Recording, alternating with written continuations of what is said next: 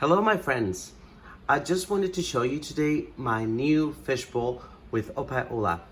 Now I'm saying it's new, although the only new thing is the fishbowl itself, because all the content in it, namely the rock, the Opae Ula, the shrimp, the algae and everything was in another tank that I had. It was a cubicle tank and it was really nice, but what happened is that when summer came, I think it was because of the high temperatures, shrimp started to hide where the filter was, because that tank did have a filter, did have filtration, and I just couldn't see them. So I decided to buy a fishbowl because, as you can see, the advantages of having a fishbowl is that it has this incredible magnifying effect, and you can see things so huge. And I mean, these shrimp are really very tiny. They're very tiny but very cute. So yes, so all I did was transfer everything into this fishbowl, and yes, that's it. So I want to explain to you what these shrimp and or Opae Ula, their Latin name is Halocardina rubra, are. I really love them. They're wonderful pets, and they're really the easiest pets you can ever have. I mean, they literally need no maintenance and they cost nothing. So what you need to do is you need to buy a tank and buy distilled water.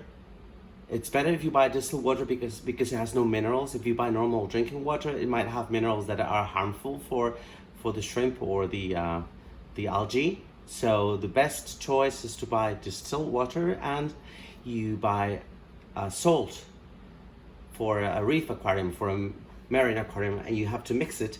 But this density is not the normal sea water density. It's half. It's brackish water, because these shrimp come from Hawaii. Actually, they come from little sockets in the rock. That's why the water there is brackish. It's half, it's not fresh and it's not seawater.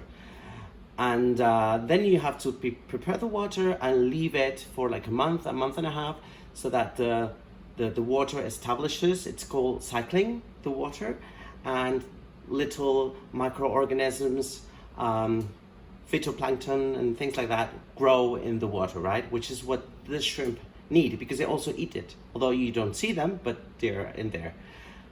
I also bought at the beginning some trumpet snails, some Malaysian trumpet snails. I don't know if you can see any of them now. There's actually tons of them. They reproduce a lot. Here, this one. But fortunately, they are not a pest as what happens in freshwater aquariums, because it seems that they don't grow as much. They only have that much to eat, and they will never exceed the population. They will never reproduce so much they can't live on the algae that they can eat from, right? I also have nerita dotted snail. It was there before. I think you've seen it. It moved afterwards.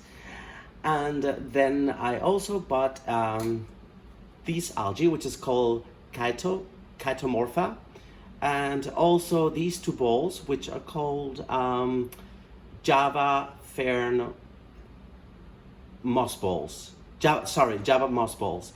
Now these bowls, I mean, this algae is actually from it comes from fresh water lakes in Japan.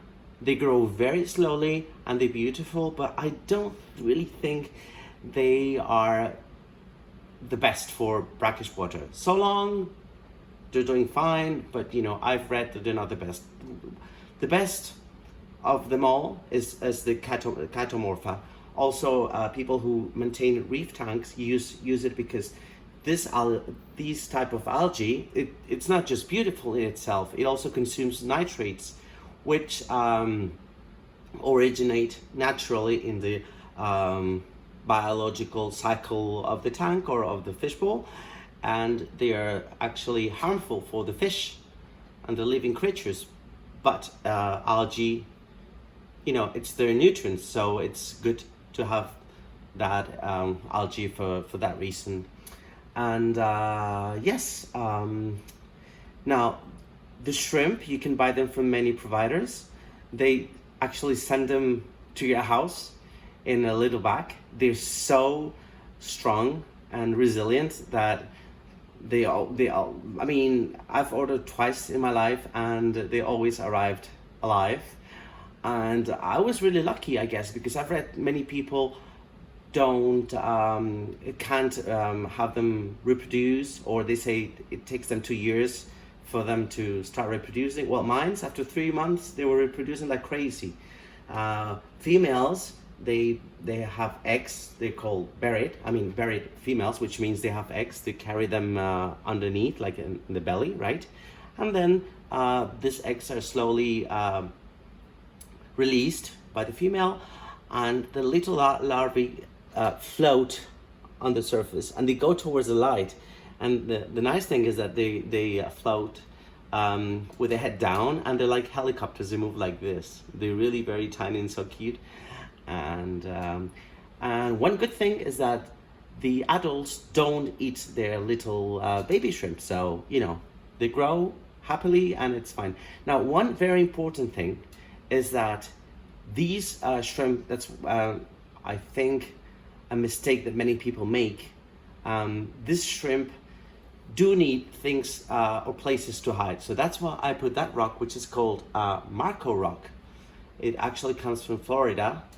It comes from quarries of old coral reefs. So it's ideal for this kind of setup, right?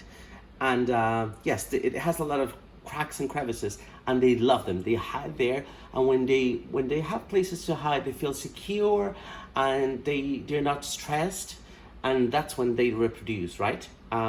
Actually, you might have seen these shrimp. They sell them in some sealed bowls called ecospheres. Never buy them. That's really cruel, because in those spheres they don't have any place to hide. So they're always stressed and they will never be happy. I mean, these ones thrive because they hide when they want to. Actually, sometimes you never see them, and other times they're like, swimming frantically around the fishbowl. Actually, another good thing of this fishbowl is that the fact that it's round, right? It makes them, I think they like swimming in circles like this. So it's really very funny to see them, because before when it was square, they would just go from one side like this or another side, and then they would stop. But here they go like this, round and round and round, and turning and turning. And yes, another good thing of these animals is that although they originally come from Hawaii, these ones are all bred in captivity. So you don't harm the species at all, because they're all bred in captivity. I got like 20 or 30, and now I might have 100 or 200, because they reproduce. So it's really very nice, And like I said, the only cost actually is basically the shrimp, because you don't really need to do anything to maintain the tank. I could literally leave for 5 months and come back and they would be here. The only thing you have to do is when the water evaporates, you have to pour some more distilled water to the same level, so that you maintain the same density, right? The salinity that they need. So yeah, there you can see on that side the nerita snail. I don't know, for some people, I'm sure they might think it's a boring animal, but since I was a kid, I loved going to the beach, and I would like looking at the animals in the rocks, the shrimp, and all the little things, the little fish that you find there, the crabs and stuff. So for me, having live shrimp in my house is just seeing them, doing their stuff, swimming. Sometimes they chase one another. It's just really cute. Like I said, sometimes now there's not many. There you go. Did you see that? That was a trumpet snail falling. They go up and they fall on purpose. There's a little one over there too. Now, what was that one? what was I saying? Oh yes, like sometimes you see a lot of them. Right now there's not many of them. Sometimes they're all hidden. Apparently when a female molts, because like all shrimp, these shrimp molt, right? They lose their skin when they grow. It sends some kind of pheromones that drive all of them crazy, and they just, you know, they all go swimming like crazy. And I think that's because the males want to mate with the female. So yeah, that's another interesting fact. And by the way, did you know that this shrimp, and that's what I've read, they can live up to 30 years. Yes, this little, I mean, they're so small, so tiny, and yet they can live 30 years. So it's just, I mean, it's beautiful. It costs nothing. It's very relaxing, and well, I mean, I just love it. So I just wanted to share it with you, and you know, I encourage you to buy them if you like these kind of pets. You know, they're very tiny. They don't disturb. You don't need to. If you go on vacation for a month or two, you can just leave them. They will be just fine, and that's it. I hope you liked the video, and thank you so much for watching it. Oh, I forgot one last thing, sorry. Now, I had this idea, which I think it's really cool. I put the fishbowl on a lazy Susan, as you can see. So watch, I can just turn it around very softly, right? Because this weighs a lot. It has like 5 gallons, I think, of water.